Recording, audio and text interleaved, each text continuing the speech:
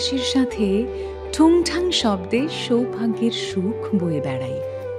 তোমার সাথে প্রতিটি মুহূর্তের গান গাই। তুমি তো আমাকে জানো, তাই না? আমি ঐশানীদের মণিবন্ধকে অলংকৃত করে চলেছি অনাদিকাল থেকে।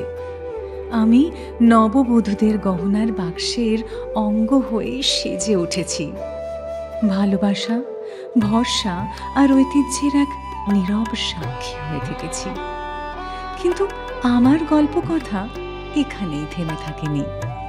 আমাদের এই বাংলায় মনোরম করভূষণ বা হাতের গহনা শুধু অলংকারই নয়, এক জীবন্ত উত্তরাধিকার, সময়ের সাথে মিশে যাওয়া এক অবিচ্ছেদ্য অংশ। বাঙালির নারীর মন শাঁখা পলার ছন্দে স্পন্দিত হয়ে ওঠে। এই ঐতিহ্যের শুরুটা ছিল খুবই সাধারণ। সে বহুদিনের কথা। জেলেরা সমুদ্র থেকে মাছ ধরে ফিরে আসে, সঙ্গে তাদের জীবন সঙ্গিনীদের জন্য নিয়ে আসে শঙ্খ, যা দিয়ে তারা তৈরি করে হাতের গহনা, যা দিনে দিনে এখন হয়ে উঠেছে বঙ্গ নারীদের বিবাহের এক প্রতীক।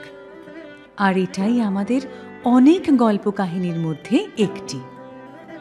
আমরা পবিত্র এবং সম্মানিত। আমরা জন্মেছি নিষ্ঠা এবং ভালোবাসার সাথে, এক অটল বিশ্বাস নিয়ে। আমরা গড়ে তুলি রঙে রং মেলাই সব বয়সের মহিলাদের হাত অলংকৃত করে। তাদের জীবনযাত্রা পথের সহযাত্রী হয়ে উঠি, তা সে বিবাহ হোক বা দুর্গাপূজার উৎসবের মুহূর্ত। আজকে এই একবিংশ শতাব্দীতে আমরা এখনো ভবিষ্যতের কথা ভেবে অতীতকে সম্মান জানাই। আমরাই তো এর উজ্জ্বল দৃষ্টান্ত। আর সেই আমি হলাম কঙ্কন কথা, তনিষ্কের সোনার ওপর খোদাই করা এক গীতিকথা। এখানে প্রতিটি করভূষণ এক ঐতিহ্যের কথা বলে, এক অসাধারণ কারুশিল্পকর্মকে নান্দনিক মাত্রা এনে দেয় এবং এক নিরবধি সৌন্দর্যকে প্রস্ফুটিত করে তোলে। তনিষ্কের সাথে যখন আমাদের এই যাত্রা শুরু হয়েছে, তখন তোমাদের কাছেও উদ্ঘাটিত করতে চাই কঙ্কন, বালা, চূড় আর লোহার কাহিনী। জোন আছে, তার সেই জোনে আমাদের কারিগর দাদারা বসে আছেন আপনাদের মানে তৈরি করে দেখাবার জন্য। আপনারা প্লিজ ওখানে যাবেন, তাহলে ওনারাও ফিল করবেন যে ওরা মানে আপনারা পড়েন সেই জিনিসগুলো ওরা যেটা বানায়, ওরাও খুব খুশি হবে। হ্যাঁ, প্লিজ আসুন। তোমার মণিবন্ধের চারপাশে এক সোনালী আলিঙ্গন, এক শক্তি, সুরক্ষা এবং স্থিতিশীলতার প্রতীক। বিবাহ এবং মাঙ্গলিক আচারের বিধি, আশীর্বাদ এবং উজ্জ্বল ভবিষ্যতের এক কোমল রেখা। সৃষ্টি করা হয়েছে এক নিরবধি মাধুর্য, যা প্রজন্ম থেকে প্রজন্মে বাহিত হয়। আমি বহন করে চলেছি সেই ঐশানীদের উত্তরাধিকার, যা চিরতরে জড়িয়ে থাকে কঙ্কন কথার সাথে। আমিই হলাম সেই কঙ্কন।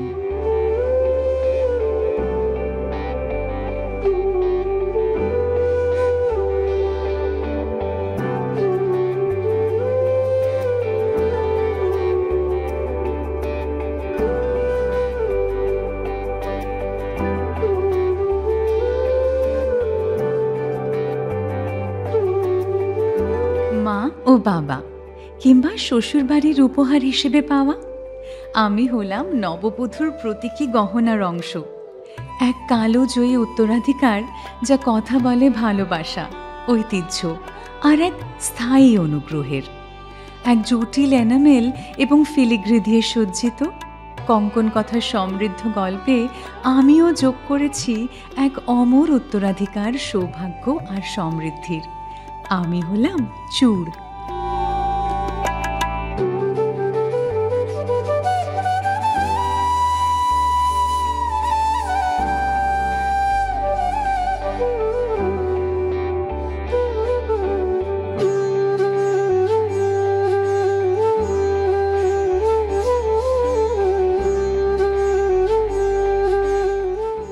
মহিমান্বিত সোনার বৃত্ত। আমি নিজেই একটি বিবৃতি হয়ে উঠি। এ যেন আমার অস্তিত্বের ঘোষণা, এমন এক আনুষঙ্গিক যা সত্যি অপ্রতিরোধ্য। তাই কঙ্কন কথার কাহিনীতে আরও বৃহত্তর কিছুর প্রতীক আমি। প্রতিশ্রুতি এবং পারিবারিক ঐতিহ্যের সাথে আমি এক উজ্জ্বল নিদর্শন, তোমার জীবনকে রূপদানকারী বন্ধনের এক উজ্জ্বল সাক্ষ্য। আমি সেই বালা।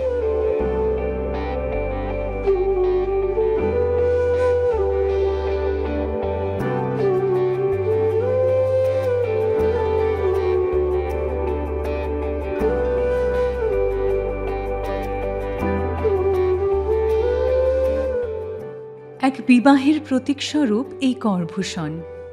প্রথম নজরে কিন্তু আমায় চিনতে নাও পারো। আমি এক আশীর্বাদ, এক অবিচল রক্ষক অশুভ শক্তির বিরুদ্ধে, স্বামীর দীর্ঘায়ু কামনার একটি নীরব প্রার্থনা। আমি বহন করি কঙ্কন কথার নির্যাস, চিরন্তন প্রতিশ্রুতি স্মারক এবং এক বন্ধনের অটল শক্তির প্রতীককে। আমি সেই মাঙ্গলিক লোহা।